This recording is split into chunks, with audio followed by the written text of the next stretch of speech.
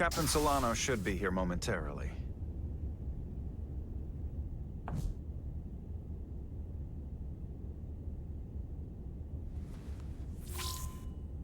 You'll have to forgive me, I don't know much about Kobleods.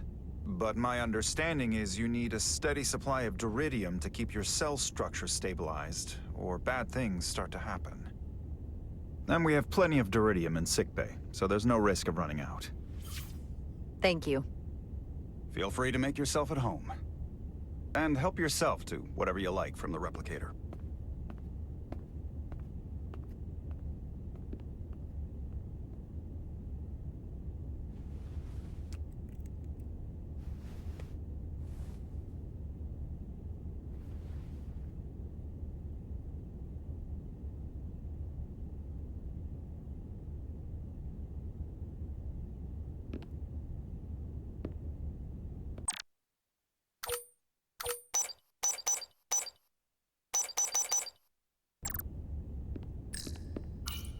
Just a sip of something.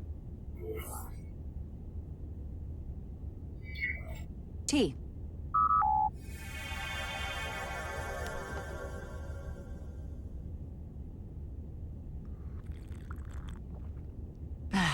That's lovely.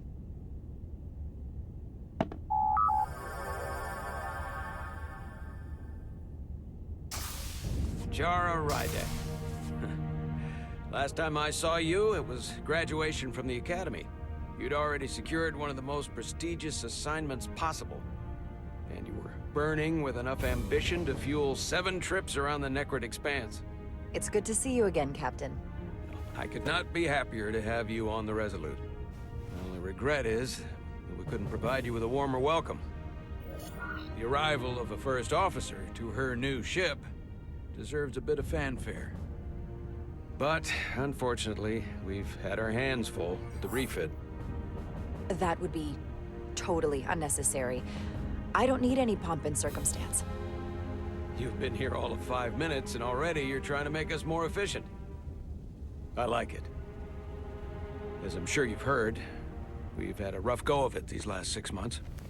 The ship suffered some damage, but not nearly as much as the crew.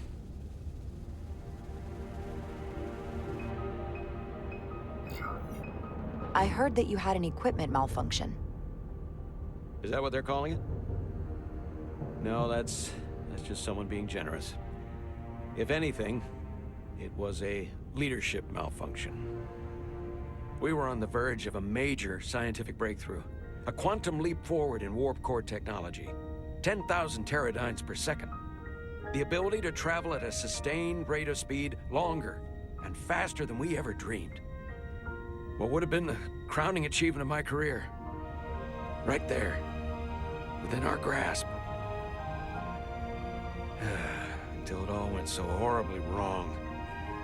We pushed her too hard, and a warp core malfunction overloaded the system, creating a pressure gradient way beyond what the ship can handle. It was heartbreaking. We lost some of our best people. As captain, I have to take full responsibility. It was my decision to make, and I have to live with the consequences. We all know the risks when we sign up. There are no guarantees, as much as we tell ourselves otherwise. True. But as captain, my job is to mitigate and manage the risks as much as possible. And that's where I failed. In my defense, I will say, I might have avoided the whole ordeal if my senior staff had been willing to trust me. There was a lot of pushback from my former XO, and I think that cost me his confidence. I don't want you to pull any punches. Certainly not on my account. But once we decide on a course of action, I need everyone to fully commit to the mission. Anything short of that just won't work. And that's when things start to go sideways. This is your ship, and you are the captain. So as far as I'm concerned, whatever you say, goes. That's the kind of support I'm looking for. Look, I'll be blunt. We can't afford another mistake. Or at least, I can't. feel like my career is hanging in the balance here. We need a win. Something to restore the crew's confidence. I understand. On a more positive note, Starfleet has tasked us with what they're calling a mission of the highest priority. Escorting a senior diplomat to Hotari space. Two previously peaceful and otherwise non-aggressive civilizations now find themselves on the brink of all-out war. So it's a peacekeeping mission. I see it as a golden opportunity to not only prove what the Resolute and her crew are truly capable of, but also a mission for which we're uniquely qualified. This ionic storm. Our long-range sensors suggest it's several orders of magnitude stronger than anything on record. A total anomaly like nothing we've seen before. And you'll never guess where it leads. Hatari. Exactly. Very nearly in the precise location where we're headed. Where I imagine the interference will be exponentially greater. But the diplomat will brief us on the details of the rendezvous. Who is the senior diplomat we're escorting? That I don't know. Starfleet hasn't said. But I don't want to get ahead of myself. I expect we'll have some rough sledding when we arrive, so I need you to prepare the crew for the worst. There's just one more thing I want to clarify up front. The metric that for me will be the ultimate measure of your success. What is it? If after serving as my first officer, you don't one day find yourself with a ship of your own, then I will consider it my personal failure.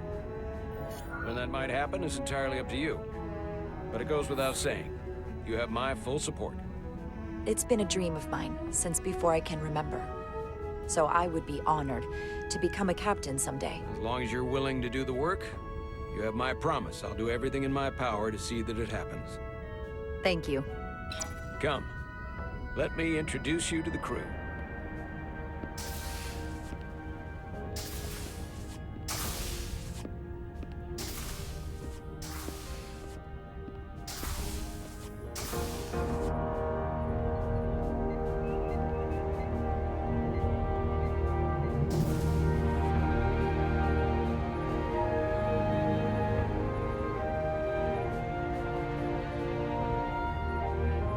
Everyone, if I could have your attention for a moment.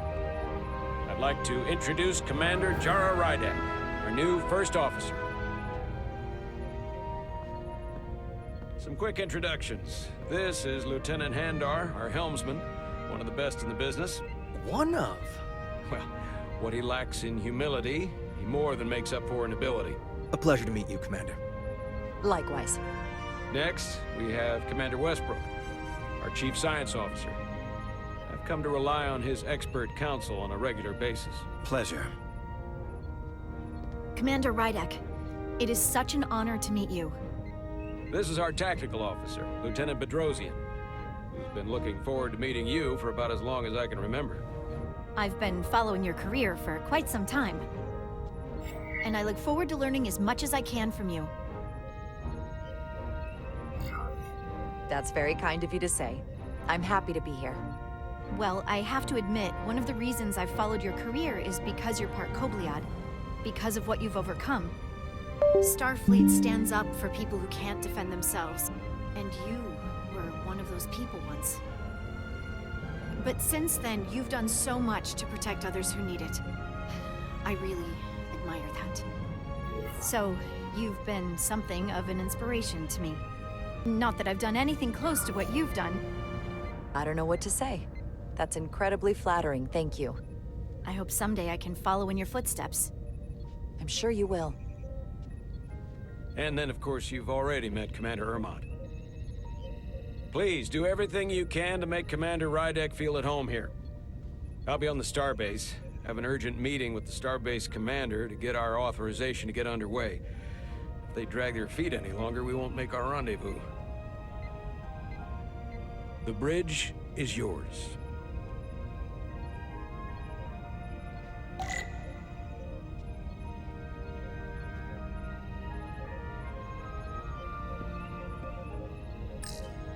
Operations.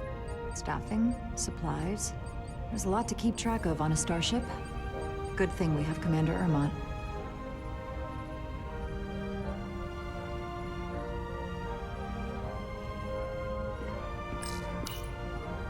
The helm. The Resolute is a refitted Centaur class, meaning it's capable of quick maneuvers. Can't wait to see what she can do.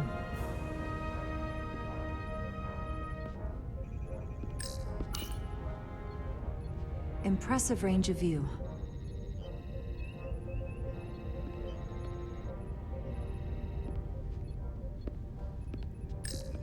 Science station. The Resolute is a science vessel, primarily. Might explain Commander Westbrook's attitude. I'll have to speak with him later.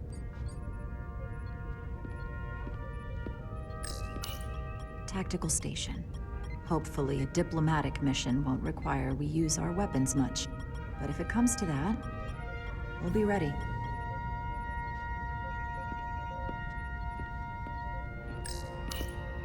Communications. Keeps us in contact internally and with other vessels.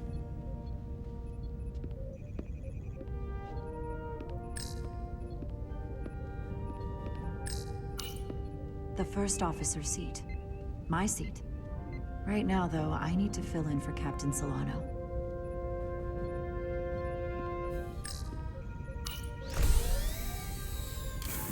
Tactical holodais. Just like they've got on the Excelsior.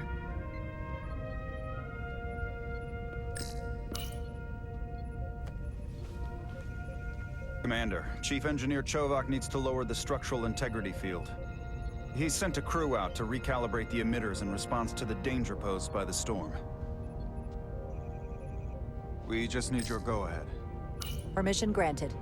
Lowering structural integrity field, now. Entering maintenance mode. Condition blue.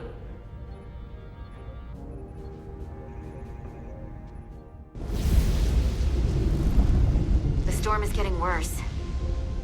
Looks like they turned off the SIF. Great. Let's get to that emitter.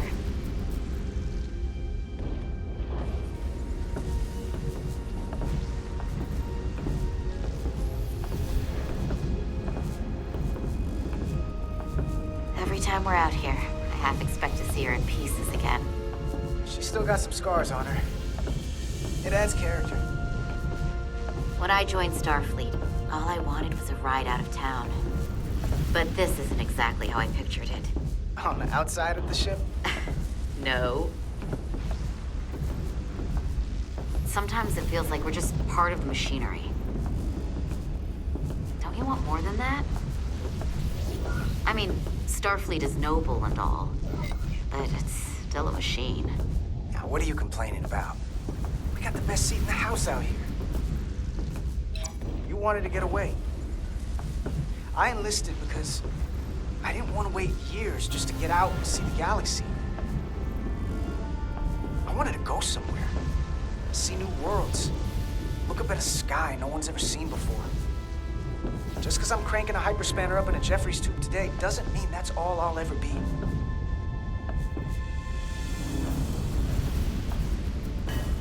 Diaz to Commander Chovak. We are at the SIF emitter. Acknowledged. You may proceed with the recalibration.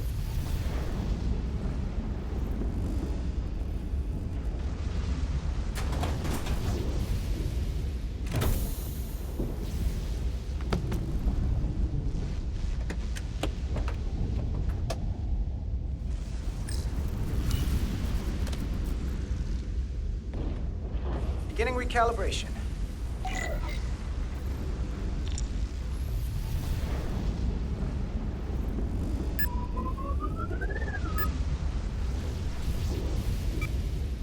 Looks good. That wasn't so hard.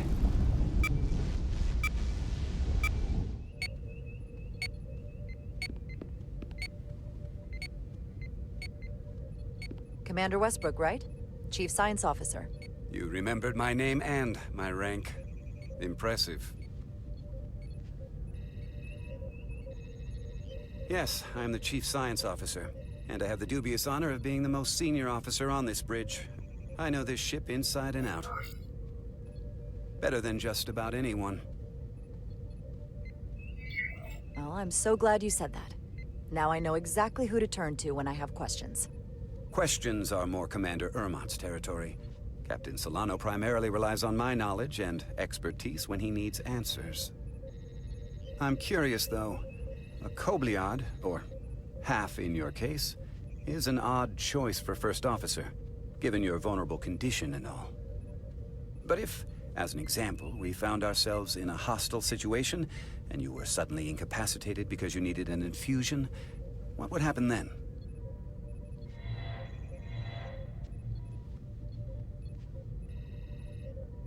You'd leave Captain Solano without an XO. Granted, that would be a worst-case scenario, but not outside the realm of possibility. In my entire career, it's never been an issue, or caused the slightest problem. And I don't expect this to be any different. I was just curious, that's all. Listen, can I be blunt, Commander? I see no reason to stop now. Commander Sutherland, your predecessor, was one of the best first officers in all of Starfleet. His record was impeccable and his reputation was without equal. I mean no disrespect, but the shoes you're stepping into are almost impossible to fill. He was loved by the crew, and he was one of my closest friends. So I can only hope that you'll live up to expectations. I don't think I could ever replace Commander Sutherland. And it would be a mistake to even try.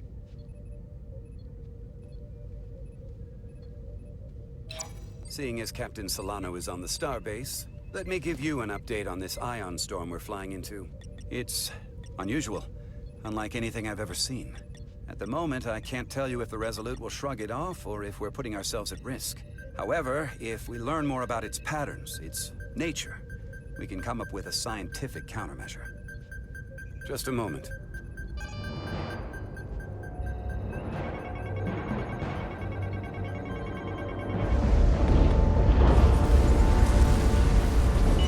We've got a massive energy wave inbound. On screen.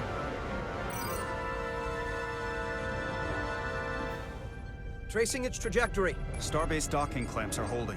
The storm's emissions are fluctuating, coming in waves. And if my projections are right, we're about to get hit by a wide-band burst of ionic energy, like a tsunami. I'm reading power abnormalities. Red alert! Aye.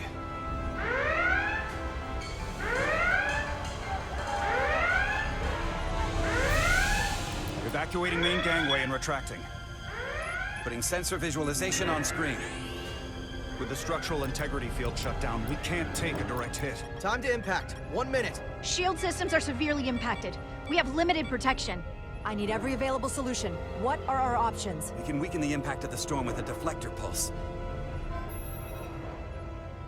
There's a better way. I'm sending all auxiliary power to the deflector dish. Send the aux power to the shields. We can't reactivate the entire shield bubble, but it's a directional threat. So we can orient all we have towards the wave. You have to believe me. We only get one shot at this. We can't afford to get it wrong. That's right, which is why we need to send power to our shields. Bedrosian, get those shields up. Rerouting power to shields. Stand by. I need a heading. We've only got one shot. Understood. On my command.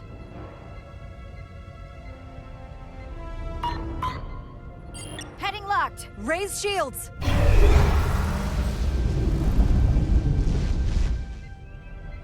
This is it! All hands, brace for impact.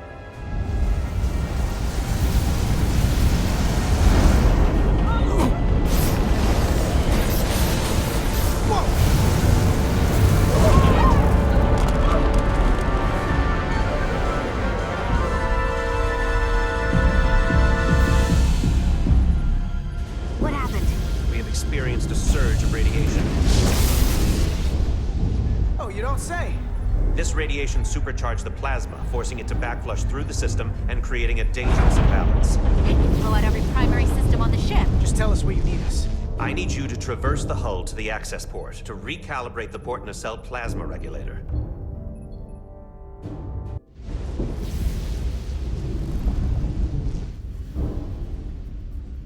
We've reached the first access point. Understood. Do you see the override for the level 1 failsafe circuits?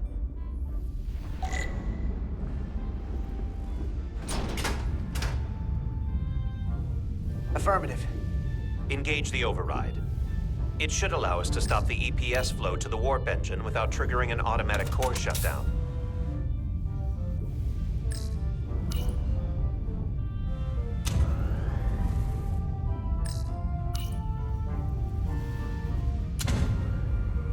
Failsafe override engaged. Are you sure? I am registering some crosstalk in the bypass circuit. We need to route the signals so they don't interfere with each other.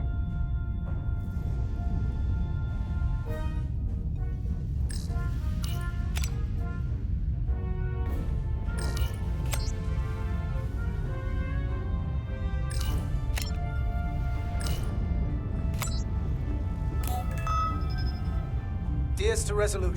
The failsafes are temporarily disabled. Moving on to the EPS regulator. Heads up, Carter. What is that? One of the discharges coalesced. It's coming right toward us. I'm gonna try to disrupt it with my phaser.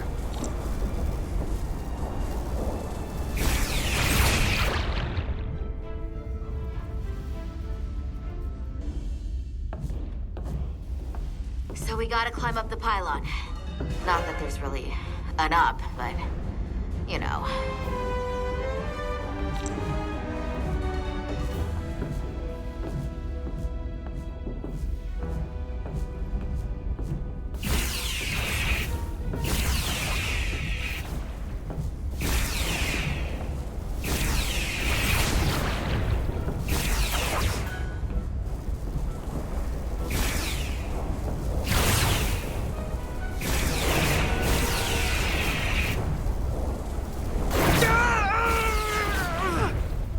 Are you alright? Yeah. So it took most of it. Just snuck up on me. That damaged your suit. Energy dampening is down to 60%.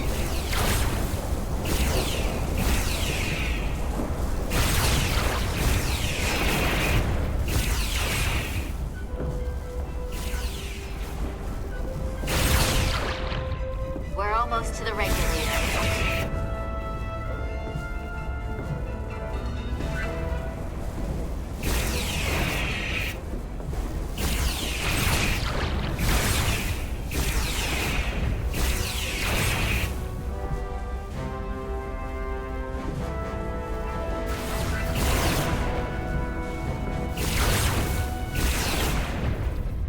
We're at the regulator. Opening the access panel. And now halting the EPS flow to the port nacelle. We have little time before it causes an overload in the engine. You must work efficiently.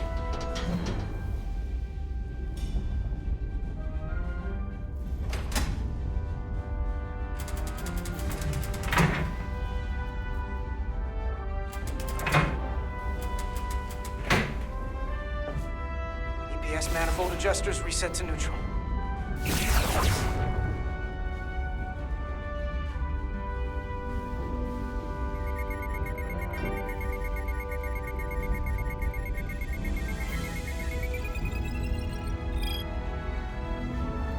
The EPS lines to the port warp engine are back in balance. Almost done. Once I cycle the manifold nozzles, Chobot can...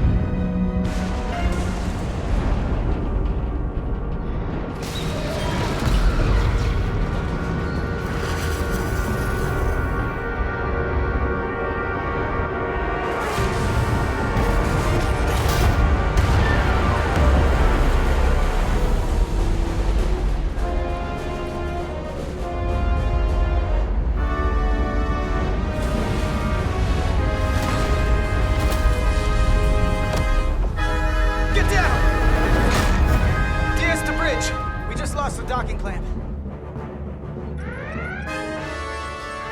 We've got a lot of debris coming down. All vibrations, too. We can't finish the EPS regulation in these conditions. Please advise. We have to release the ship from that other docking clamp or the hull will be ripped apart. There's a problem. The clamps are supposed to disengage automatically in an emergency, but it's not working. Not working? What are our options? The docking clamps are fitted with exploding bolts for an emergency release. We've got crew out there. That'd be like setting off a bomb next to them. Maybe there's another way. Starbase is hailing us. Put them through. Resolute, the remaining mooring arm is failing. You need to disengage from the starbase now. Damage to the station will be catastrophic. We have crew outside and are looking for the We have safest way people to... on this station. If that mooring arm breaks, we could lose dozens of crew. Commander, hear me out.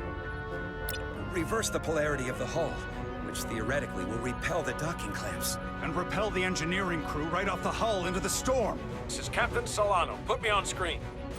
Go ahead. Captain, we have a situation. Commander, what are you doing? Blow the bolts on the docking clamp. The captain doesn't know the whole story. I'm giving you an order. Yes, sir. Disengaging the clamps. They're gonna get hammered with debris out there. The captain made himself quite clear. Reverse the polarity. There is protocol. And there are lives. We're going to blow the bolts. Starbase, stand by. We'll warn our crew to take cover. Get it done, Rydek.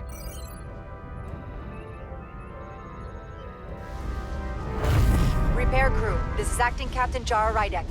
Be advised, you have more micro debris incoming. Find cover. Cover? Nilly, get under the access panel. It's armored with duranium. But what about you? Carter, maybe we can both fit behind this.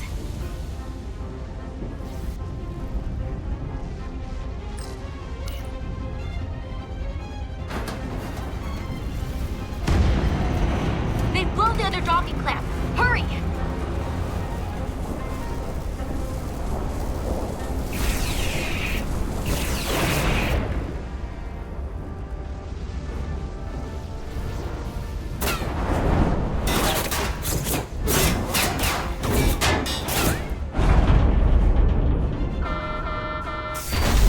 Plasma imbalance is reaching critical condition. We are moments from primary system failure. I got it.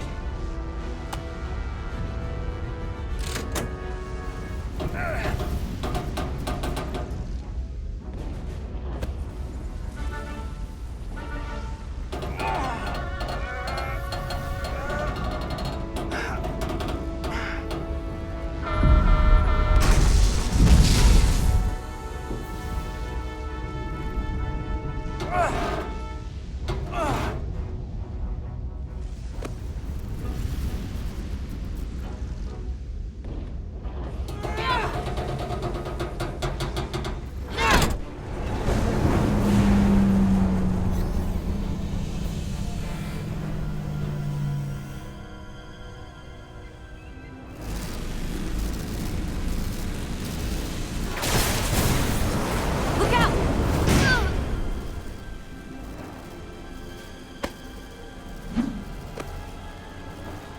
I got you. Petty Officer Edselar's hurt and unconscious. I'm gonna have to tow her back to the airlock. Mr. Diaz, the situation has changed. You are at risk of triggering a substantial electromagnetic arc if you approach the main hull the way you came. But Commander, the way we came is the nearest airlock. There is an auxiliary hatch near you on the far end of the pylon. You must bring Miss Edselar there to access the interior.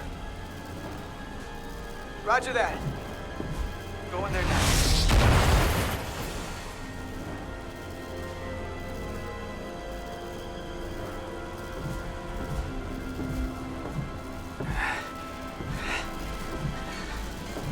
I'm at the auxiliary hatch.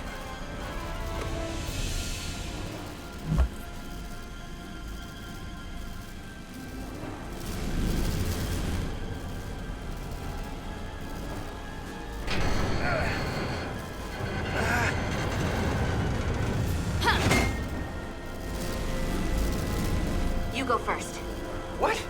Let me save your neck this time. No time to fight me on this. Get in there! You better be right behind me.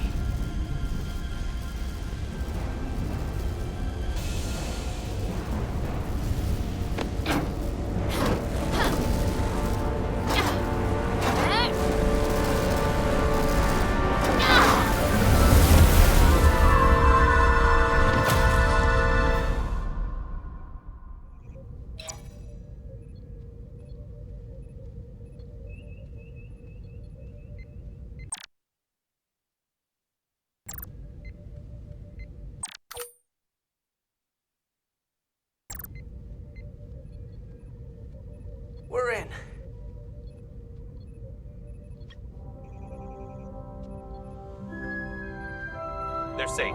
Bringing the SIF fully online. Do it.